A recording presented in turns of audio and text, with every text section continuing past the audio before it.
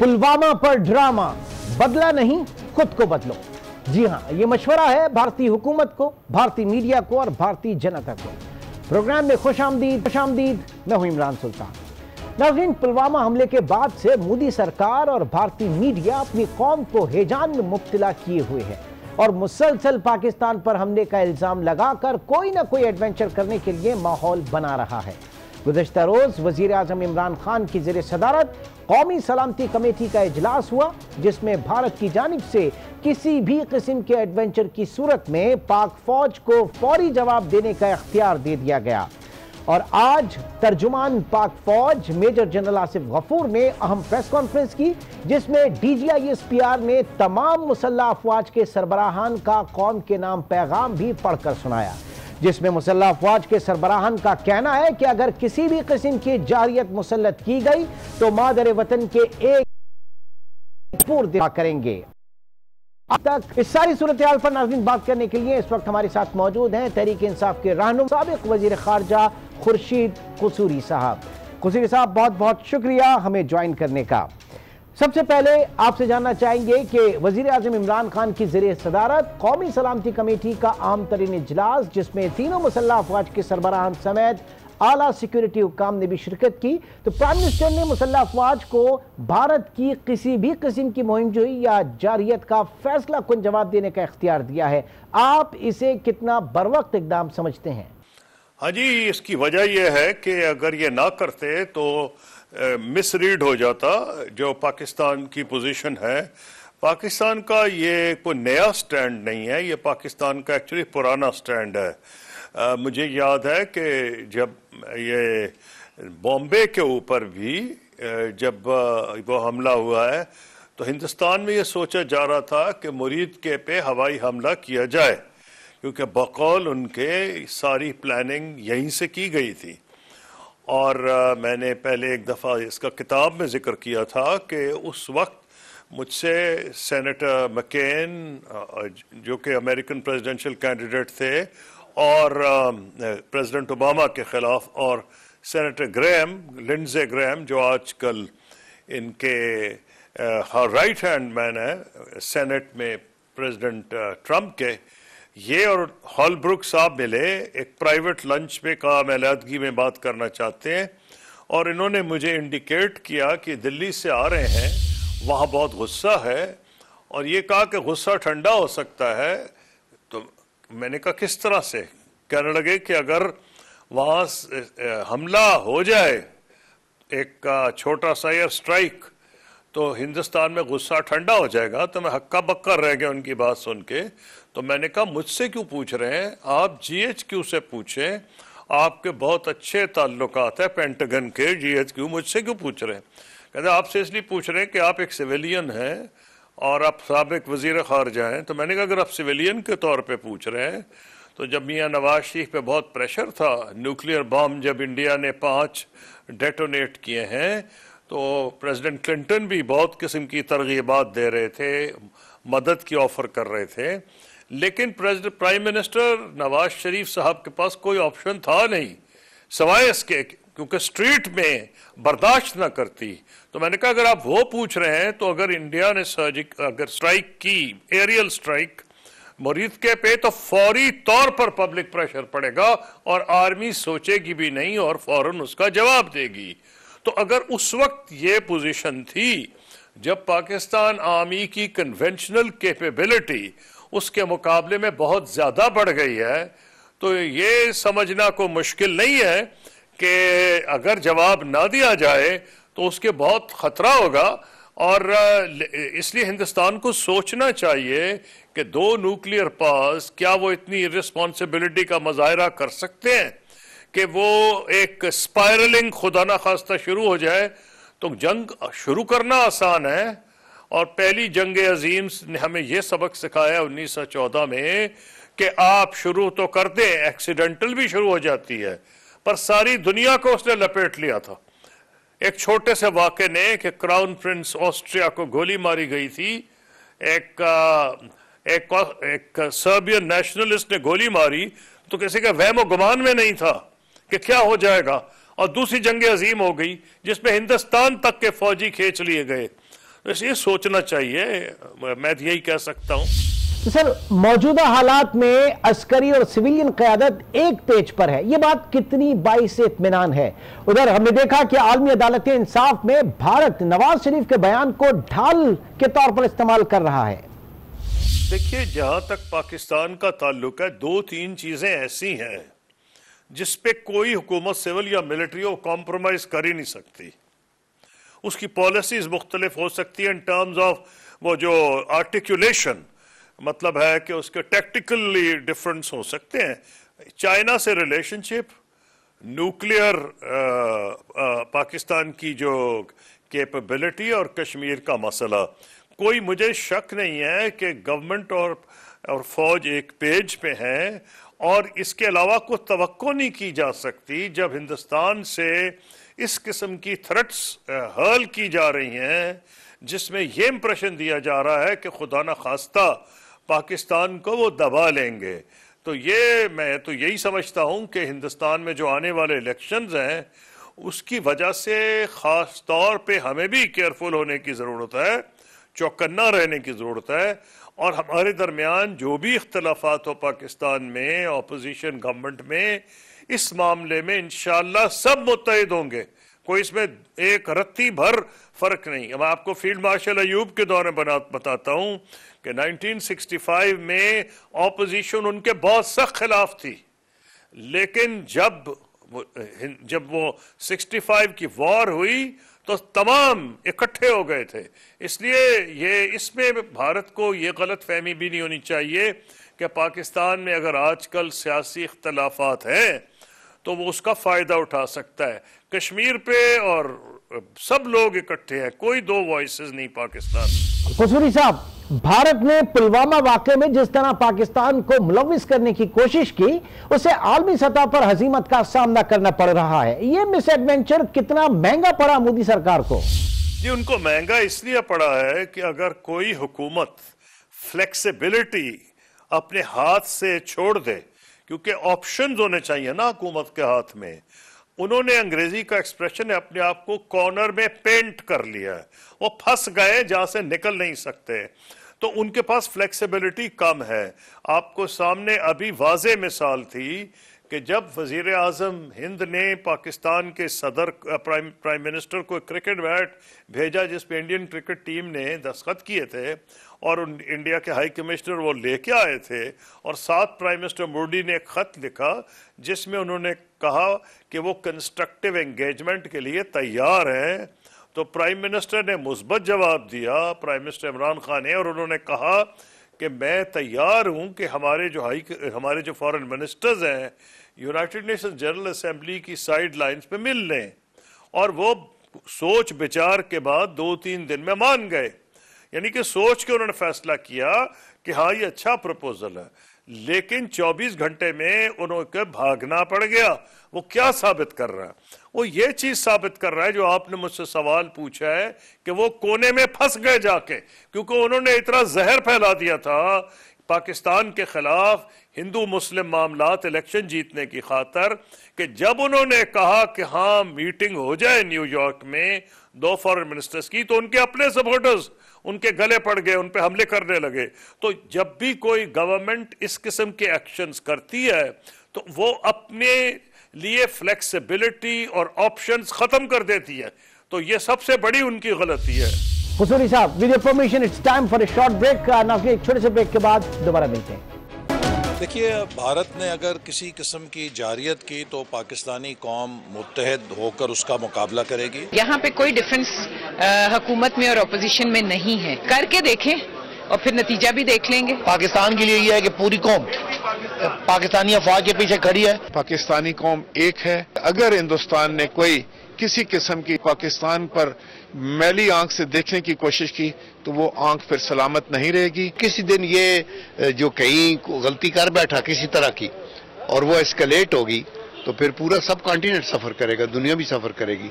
तो मोदी को लगाम देना बड़ा जरूरी है। अगर कोई भी ताकत पाकिस्तान की तरफ मैली आंख से देखेगी तो पूरी कौम मुत्तहिद होगी। हमें अपने दिफाई इदारों पर मुकम्मल एतमाद है। वेलकम बैक नाज़रीन, इस वक्त हमारे साथ मौजूद है रहनुमा तहरीक इंसाफ और साबिक वज़ीर ख़ारजा खुर्शीद महमूद क़सूरी साहब। सर, पुलवामा हमले में भारत ने पाकिस्तान को घसीटने की कोशिश की, लेकिन अमेरिकी सदर डोनाल्ड ट्रंप का बयान कि दोनों ममालिक इस मामले को मिलकर सुलझाएं और सऊदी वली अहद और सफीर का पाकिस्तान के खिलाफ बयान देने से इनकार, खुद पाकिस्तान की कितनी बड़ी सिफारती कामयाबी है।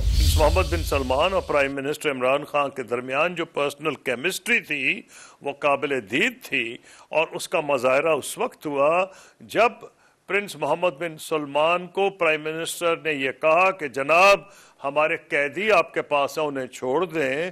तो उन्होंने उसी वक्त जवाब दिया कि हम पाकिस्तान की दरख्वास्त को रद्द नहीं कर सकते और मुझे अपना सफीर समझे वहाँ सऊदी अरब में, जिससे हिंदुस्तान में आग लग गई।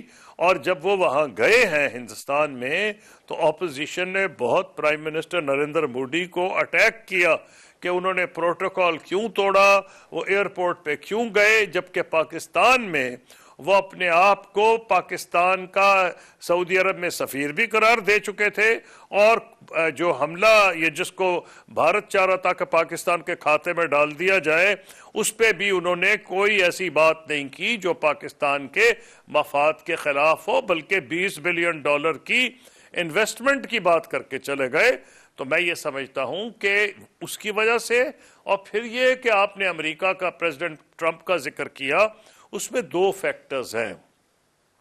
एक फैक्टर तो यह है कि जो अफगानिस्तान में पाकिस्तान का किरदार है, ये तालिबान को टेबल पे लाने में अमेरिकन के साथ, और साथ में समझता हूँ कि दरपर्दा ऐन मुमकिन है कि क्राउन प्रिंस मोहम्मद बिन सलमान जो हैं, उन्होंने कुछ अपनी मैसेजिंग भी की हो अमेरिका में, क्योंकि वो बहुत करीब समझे जाते हैं प्रेसिडेंट ट्रंप के और उनके दामाद जैरेड कुशनर के करीब। तो ये अच्छी डेवलपमेंट्स है पाकिस्तान के लिए, और मैं समझता हूं कि हमारी खारजा पॉलिसी की कामयाबी है इस सिलसिले में। कसूरी साहब, हमेशा भारतीय इंतखाबात में एंटायर पाकिस्तान नैरेटिव ही बिकता है। क्या भारतीय सियासत और इंतखाबात का महवर हमेशा पाकिस्तान और इस्लाम मुखालफत ही रहेगा? ये तो हमेशा एक बड़ा खतरा है फिर पाकिस्तान के लिए। जी, अगर ऐसा इलेक्शन होगा, पहले ऐसा नहीं हुआ करता था, ये पिछले 25-30 साल से शुरू हो गया है, जब से बीजेपी मजबूत जमात के तौर पे उभरी है। उसके डीएनए में कह लें ये है कि वो, या कह रहे जन्म घुट्टी में है कि वो हिंदू मुस्लिम दुश्मनी और पाकिस्तान हिंदुस्तान दुश्मनी को अपने सियासी मफाद में समझती है। इसलिए जब भी इलेक्शन होगा वो कोशिश करती है कि ये साबित करे कि उसके मध्य मुखालिफ जो आम तौर पर अभी तक कांग्रेस रही है, वो पाकिस्तान पर सॉफ्ट है, और ये इंप्रेशन देते हैं कि हम हार्ड हैं और हम पाकिस्तान से सही तरीके से डील करेंगे। इसीलिए वो दो डबल मैसेजिंग करते हैं। हिंदू मुसलमान फसादात अगर हो जाएं जैसे गुजरात में हुए, उसको मोदी साहब का बहुत फायदा हुआ। अब तो ये भी रिपोर्ट्स हैं कि उस वक्त की जो डिप्टी कमिश्नर थी गोधरा की, एक खातून थी, उन्होंने गोधरा में जो खतरा पड़ गया था उसको नहीं होने दिया, उन्होंने उसको कम्युनल रंग नहीं होने दिया। मोदी साहब बहुत नाराज हुए गोधरा की डिप्टी कमिश्नर से और उनको वहां से ट्रांसफर किया, और उन्होंने वार्न किया था डिप्टी कमिश्नर ने कि ये लाशें अगर आपने ना जल्दी इनके खानदान वालों को हैंड ओवर की तो, और इनको आगे डिस्प्ले किया तो राइटिंग होगी। इन मोदी साहब ने उनकी बात ना मानी, तमाम लाशें अहमदाबाद लेके गए, और जो अहमदाबाद में हशर हुआ है, जहां पता नहीं 1000, 1200, 1500 मुसलमान शहीद कर दिए गए बलवे में, वो एक पॉलिसी थी जिसके नतीजे में वो समझते थे कि जब ये लाशें दिखाई जाएंगी, हालांकि जो डिप्टी कमिश्नर थी उसने कहा कि ये जो है ये एक्सीडेंट है, ये जो गोधरा में आग लगी है ट्रेन में, ये एक्सीडेंट है, ये मुसलमानों ने नहीं लगाई। लेकिन मोदी साहब को ये बात ना भाई। अगर आप इसको मद्देनजर रखें तो आपको समझ आ जाएगी उनकी क्या पॉलिसी है। सर, भारतीय हुकूमत और मीडिया ने एक हैजान अंगेजी बर्पा कर रखी है। ऐसे में कुछ आवाजें सिविल सोसाइटी से आ रही हैं, मोदी सरकार अकल के नाखून ले। जस्टिस मार्कंडे को पूरी दुनिया में इस वक्त सुना जा रहा है, क्या कहेंगे सर आप? नहीं जी, हल्का मौजूद नहीं है, बहुत मजबूत हल्का है। उनको डरा धमका के चुप किया गया है, उनको मीडिया से बाहर निकाला गया है। जो टॉप के एंकर्स थे लाइक करण थापर, बरखा दत्त, उन पे जिंदगी जमीन तंग कर दी गई है, चैनल से निकलवा दिया गया है। इसी तरह से जो मेरे दौर में मेरे हम मनसब थे, यशवंत सिन्हा, वो बीजेपी के ही थे, उन्होंने क्लियरली कहा है कि हिंदुस्तान की पॉलिसीज इतनी गलत है कि कश्मीर उनके हाथ से निकल गया है। और तो और मेरे दौर में जो नेशनल सिक्योरिटी एडवाइजर थे MK नारायणन, वो एक हार्ड लाइनर थे पाकिस्तान पे, उन्होंने भी यही कहा है कि भारत को पॉलिसीज बदलनी पड़ेगी कश्मीरियों की तरफ और पाकिस्तान की तरफ। तो मैं ये समझता हूं कि बहुत से लोग हैं, अब तो 4-5 जो वहां के नॉन सेक्युलर राइटर्स थे कत्ल कर दिए गए हैं, उनको डराया गया है। अगर वो डर वहां खत्म किया जाए तो जस्टिस काजू की तरह बहुत से लोग बोलेंगे। सर, उधर कांग्रेस मोदी सरकार को टफ टाइम दे रही है, कहती है इतना बड़ा सिक्योरिटी लैप्स हुआ कैसे? 350 किलोग्राम एक्सप्लोसिव ऐसे खत्ते में जहां दुनिया की सबसे ज्यादा फौज तैनात है, कैसे पहुंच गया? हुकूमत अपनी नाकामी माने। इस सूरत हाल में कितना दबाव है मोदी सरकार पर कि अब हमें तो ऐसा लग रहा है, खुदा ना खास्ता कोई बू तो नहीं आ रही है आपको कि मोदी जो है कोई और एडवेंचर करने जाएगा? जी हो सकती है, लेकिन उसमें खतरा मोदी साहब के लिए भी है। खैर खुदा ना करे हो, क्योंकि पाकिस्तान के लिए भी खतरा होगा। पाकिस्तान तो हिंदुस्तान से जंग नहीं चाहता, पाकिस्तान तो अमन चाहता है, जैसे वजीर आजम साहब ने भी कहा है। जैसे जो भी कमेटी थी, कैबिनेट कमेटी ऑन सिक्योरिटी, उन्होंने भी कहा है हम अमन चाहते हैं, हम इन्वेस्टिगेशंस के लिए तैयार हैं। लेकिन जो आप इशारा कर रहे हैं, अगर वो हुआ तो उसमें मुझे लग रहा है कि मोदी साहब को नुकसान हो जाएगा। उसकी वजह यह है कि अगर उन्होंने कोई ऐसी छेड़छाड़ कर दी, ऐसी छेड़छाड़ की जैसे उन्होंने पहले की थी, वो तो काबिल बर्दाश्त होगी, उसका जवाब भी दे दिया जाएगा, जैसे लाइन ऑफ कंट्रोल के इर्द गिर्द कुछ कर दे वो। लेकिन खुदा ना खास्ता अगर उन्होंने पाकिस्तान की जो टेरिटरीज हैं, चाहे एरियल या वाटर या लैंड, उनको वायलेट किया तो उसका फौरन जवाब दिया जाएगा। और क्योंकि पहले इंडिया ने किया होगा तो पाकिस्तान के पास ये ऑप्शन होगा कि उससे बड़ा जवाब दे दे, यानी दरमियाने दर्जे का। अगर वो छोटा करे तो पाकिस्तान भी बहुत ज्यादा नहीं बड़ा करेगा, दरमियाने दर्जे का उससे बड़ा जवाब देगा, जिससे उनके लिए मुसीबत हो जाएगी इंडिया में कि और ये सोच रहे होंगे कि उस पर तो इलेक्शन में नुकसान हो जाएगा। लोग कहेंगे तुमने ये किया, उन्होंने ये कर दिया, तो फिर जो खतरा है कि वो स्पाइरल हो सकता है। अगर स्पाइरल हुआ तो आप जंग की तरफ जा सकते हैं। इससे मेरा ख्याल है कि वहां के जो फौजी हैं दर पर्दा उनको ये समझा रहे होंगे कि आपको बड़ी चीज ना करें, अगर आपने छेड़छाड़ जरूर करनी है तो कोई छोटी मोटी लाइन ऑफ कंट्रोल पे कर लें, और अगर पाकिस्तान जवाब देगा तो हम उसको छुपा लेंगे। बात की जा रही है उस हैजान अंगेजी की जो पुलवामा हमले के बाद, इस वाक़े के बाद भारत जंगी जुनून में इस वक्त जो है वो पूरी दुनिया के सामने नजर आया है। हमारे साथ इस वक्त मौजूद है खुर्शीद महमूद कसूरी साहब, उनसे गुफ्तगू का सिलसिला जारी है, लेकिन यह वक्त है एक छोटे से ब्रेक का।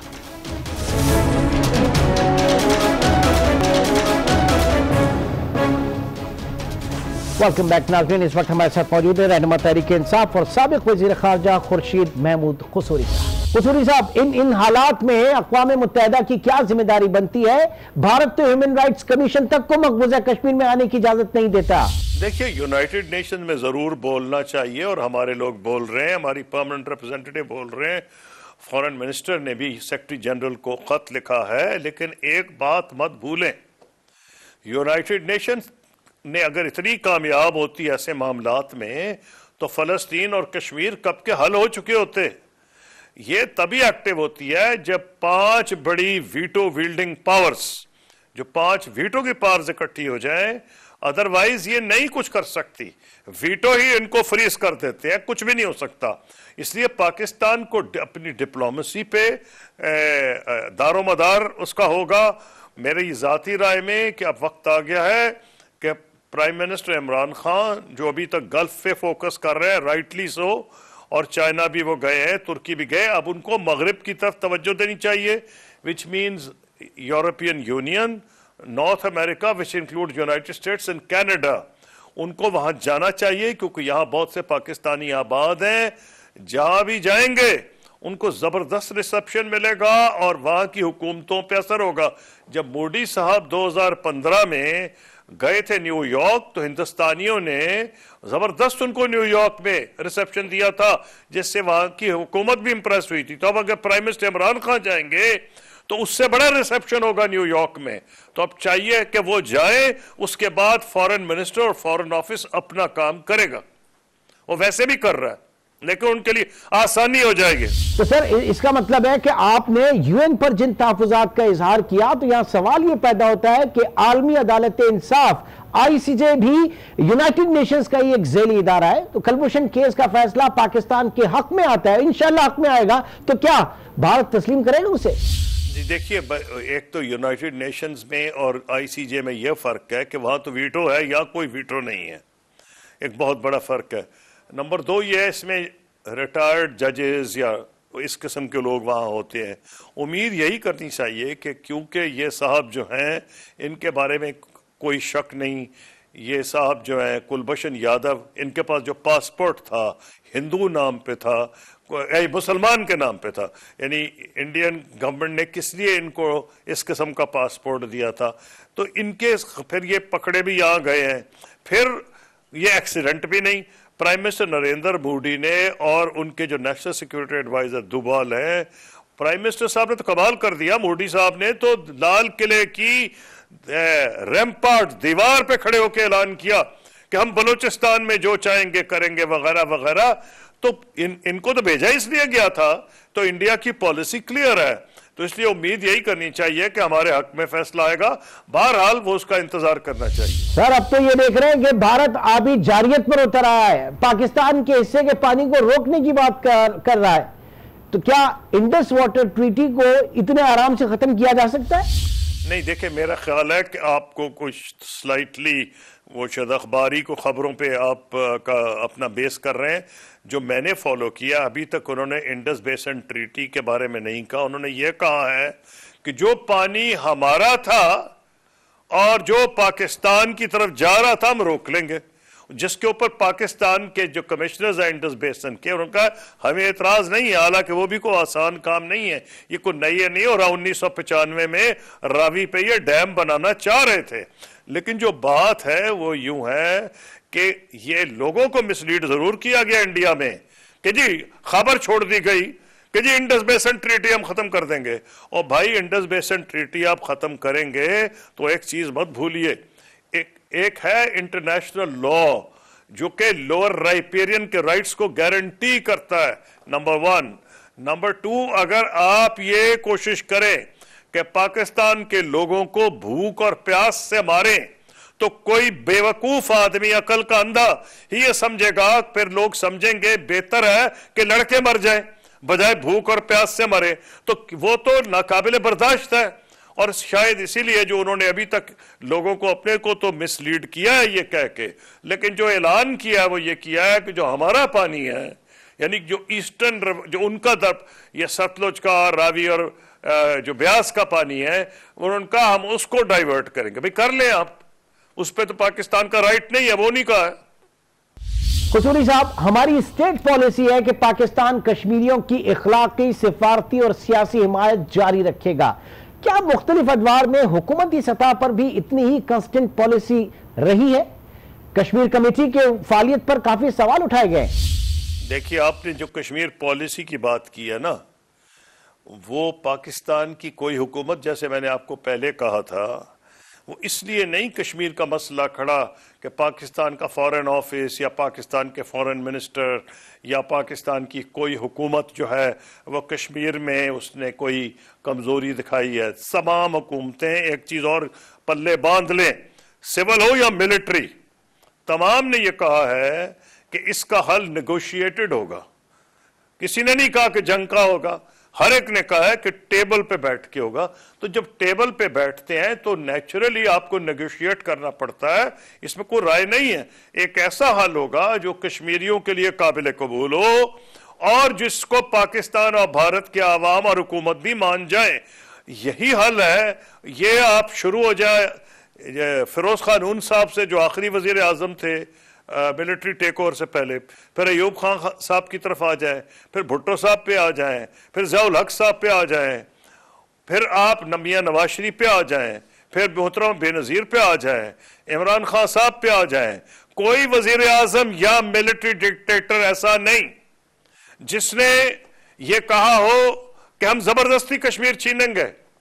हर एक ने कहा है कि बाय टेबल पे बैठ के हल होगा, एक कंसिस्टेंट पॉलिसी है। लेकिन लोगों में इश्तियाल इसलिए आता है नेचुरली कि जब उनके कश्मीरी भाइयों पे जुल्म किया जाता है तो वो ये समझते हैं कि उनकी हुकूमत नाकाम है। हुकूमतें नाकाम नहीं, हुकूमत हर वो काम कर रही है। और पाकिस्तान के माशाल्लाह कहने को कई दफा लोग ये कह देते हैं दो चीजें, दोनों गलत, कि जी वो पाकिस्तान का मुकदमा अच्छी तरह नहीं लड़ा गया। वो भी क्या मतलब नहीं लड़ा गया? सर जफरुल्लाह खां की वजह से इतना अच्छा मुकदमा लड़ा कि अल्जीरिया, पैलेस्टाइन और टूनिसिया आजाद हो गए। कश्मीर पे उन्होंने बहुत किया। इसी तरह भुट्टो साहब की चाहे को सियासत से एग्री करे ना करे, वो बहुत कामयाब वजीर खारजा थे। इसी तरह साहबजादा याकूब थे, आगा शाही थे। बाकियों को छोड़ें क्योंकि हमारा तो रिसेंट पीरियड है, कोई गलत मुकदमा नहीं, कोई कमजोरी से मुकदमा नहीं लड़ा गया। पाकिस्तान ने फिर कहते हैं जी कीमत नहीं अदा, भाई आधा मुल्क हमारा चला गया। 1971 की जंग में इंडिया जो है को कश्मीर बंगालियों के इश्क में आया था क्या? बंगालियों को आजाद कराने आया था? वो पाकिस्तान से दुश्मनी पे आया था कि 1965 की जंग का बदला लेना चाहता था। तो इसलिए हमें समझना चाहिए बजाय आवाम को मिसलीड करने के कि हर हुकूमत सिविल या मिलिट्री तीन चीजों पे कॉम्प्रोमाइज नहीं की। नंबर 1, क्योंकि अगर लोग ये समझे तो लोगों का मोराल शटर हो जाएगा, इसलिए मैं इस पर बात कर रहा हूं। एक न्यूक्लियर प्रोग्राम, एक चाइना पॉलिसी, एक कश्मीर, ना कोई कर किया और ना कर सकती है। तो हमें समझाना पड़ेगा कि जनाब ये ऐसे मामलात में टाइम लगता है। चीन को 100 साल लगे थे हांगकांग में, और चीन अभी तक इंतजार कर रहा है मकाओ का, और ये जो ताइवान है तो इनमें। लेकिन पाकिस्तान की जो पॉलिसी है मजीद इफेक्टिव हो सकती है इस तरह कि फॉरेन पॉलिसी में हमें अब चाहिए कि जैसे मैंने कहा कि अब वक्त आ गया प्राइम मिनिस्टर खुद लीड करें। फॉरेन ऑफिस ने पूरा जोर लगाया, लेकिन कश्मीर पॉलिसी पे यह कहना कि हुकूमत पाकिस्तान का फेलियर है, यह बिल्कुल गलत है। हुकूमत पाकिस्तान कोई भी आई है उसने पूरी कोशिश किया कश्मीर के सिलसिले में, किसी ने कोई कॉम्प्रोमाइज नहीं की, और सबकी कंसिस्टेंट पॉलिसी है कि टेबल पे बैठ के एमिकेबल सेटलमेंट होगा, टॉक्स के जरिए होगा, और कोई और रास्ता नहीं। सर, पाकिस्तान कश्मीर की आवाज है, वो अपने शोधा भी पाकिस्तानी परचम में लपेटते हैं। हम दुनिया को अपना सच नहीं बता पा रहे, वो अपना झूठ भी कामयाबी से बेच देता है। ऐसा क्यों है सर? मैं चाह इसलिए रहा हूं कि पाकिस्तान के अवाम को यह बात समझ आए, नहीं तो लोग अपने कॉन्फिडेंस पे, हुकूमत पे एतबार नहीं करते कि हम फेल हो गए। नहीं फेल हुए। हुआ यह है कि जो कश्मीर में हो रहा है, इंडिया कश्मीर को लूज कर चुका है, नंबर 1। और ये मैं नहीं कह रहा, ये यशवंत सिन्हा ने कहा है, ये जस्टिस काजू ने कहा है, ये बहुत से ऐसे लोग हैं जो मैं पहले आपको कह रहा था जिनकी आवाजें बंद कर दी गई हैं। ये इसलिए हो रहा है कि 9/11 के बाद तो बिल्कुल ही दुनिया बदल गई है, और उससे पहले जो नॉन अलाइंड मूवमेंट थी, यानी गैर वाबस्ता ममालिक की तंजीम, वो सपोर्ट करती थी वॉर्स ऑफ नेशनल लिबरेशन, यानी कि जो लोग आजादी के लिए लड़ते थे वो उनको सपोर्ट करते थे। बाद में जब मुल्क आजाद हो गए तो उन्होंने फैसला किया कि उनके अपने बॉर्डर्स का वो तहफ्फुज करेंगे, इसलिए उन्होंने प्रिंसिपल्स की सियासत छोड़ दी। इसीलिए कश्मीर और फलस्तीन का मसला हल नहीं हुआ। लेकिन कोई डाउट नहीं मुझे कि इतने हम करीब उसके हैं कि भारत कश्मीर को लूज कर चुका है। हमें कंसिस्टेंटली, डिप्लोमेटिकली, पॉलिटिकली कश्मीरियों का साथ देना है, और कोई हौसला नहीं हारना। बहुत बहुत शुक्रिया खुर्शीद मोहम्मद कसूरी साहब, आप इस वक्त हमारे साथ आज के इस प्रोग्राम में मौजूद रहे। नाज़रीन, कसूरी साहब से हम इन डिटेल बात कर रहे थे उन हालात पे, उन वाकयात पे और उसके जो इस वक्त पाकिस्तान बल्कि पूरे खित्ते को सामना है, जंगी जुनून जो कि भारत का इस वक्त देखने में आ रहा है। लेकिन किसी भी तौर पाकिस्तान जो है वो पीछे नहीं हटेगा, ईंट का जवाब पत्थर से दिया जाएगा। इंशाल्लाह आपसे फिर मुलाकात होगी, अपना बहुत ख्याल रखिएगा। अल्लाह हाफ़िज़।